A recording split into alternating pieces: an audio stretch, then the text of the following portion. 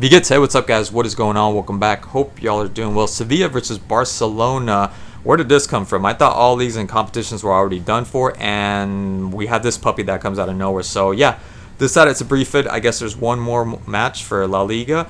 And first and foremost, I'm happy. I'm happy for Xavi. He gets to go out in style. 2-1 victory, his last game.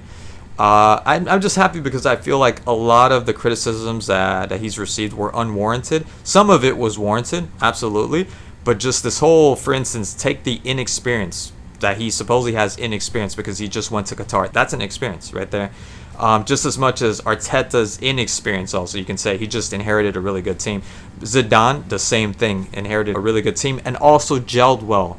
Was able to make these players play to the way he wanted them to play. And then your favorite, Guardiola, also under 20s, B team, and then goes straight to the first team. So what do you mean inexperience? He has just as much experience as all these people that I just mentioned.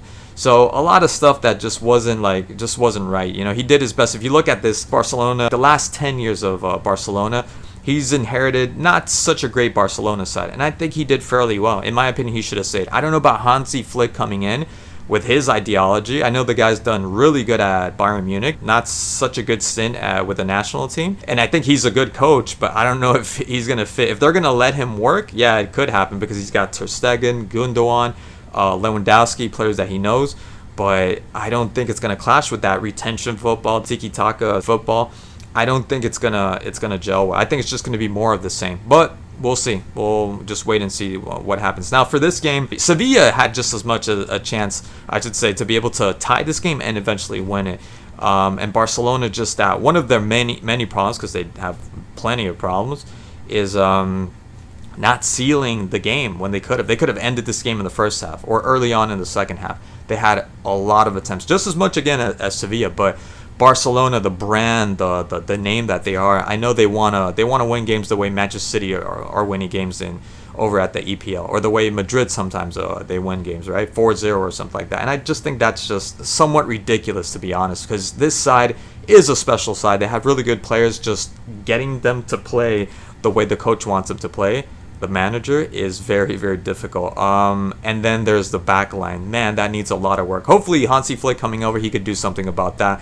Koundé, for me, is one of those people that just, I'm not saying he needs to go, just you need to really work on him, especially coming back. Not as much as Cancelo. That guy is 10x. I mean, the concept of him coming back doesn't really exist.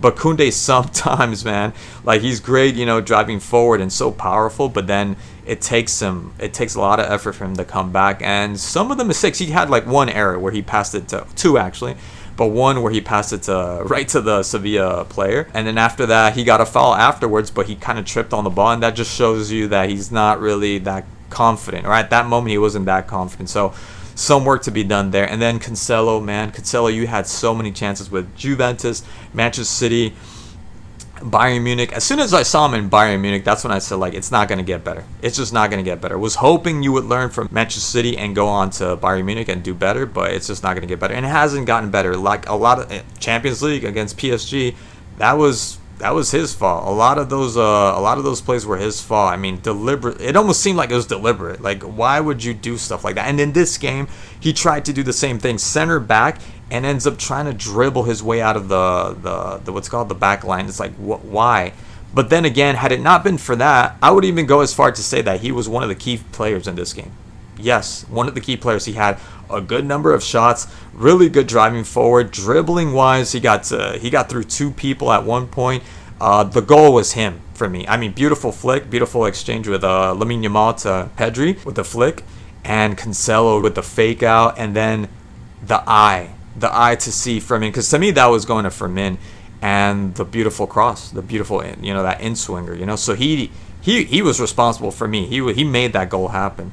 So there's plays like that, there's stuff like that he does where it's like promising. You see that there's a special player, there's a really good player there, but then going back or not going back, or when he's in the back doing God knows what he's trying to do. I don't know what's going through his mind. So if they could kind of and I don't think so. If Guardiola couldn't get him to do things his way, I don't see Hansi Flick. It's gonna take something, not someone, but something special. I don't know, like someone threatening him that, you know, you're not going to play football anymore. First division football, you know. After that, Pedri really good. Fermin Lopez, he just doesn't know the meaning of getting tired. What is getting tired to this guy? He was tracking every single ball, almost every shot when they were playing. He was involved in almost every single play. Really good, outstanding player. But I will say this about Fermin Lopez. I think he wouldn't have stood out had Barcelona had better, more prominent figures and players. Otherwise, I don't think he would have been as salient as he was this season, to be quite honest. So, but still, I don't want to take that away from him. He had an amazing game. Amazing. And the goal, too. You see, the goal was a little bit too easy. They didn't really, like, cover him. It was a good shot and all, but almost feel like it was just too easy. So anyways, guys, that's all I want to say about that. There's nothing more I should add to that. Thank you so much again for watching, and I'll catch you guys in the next video.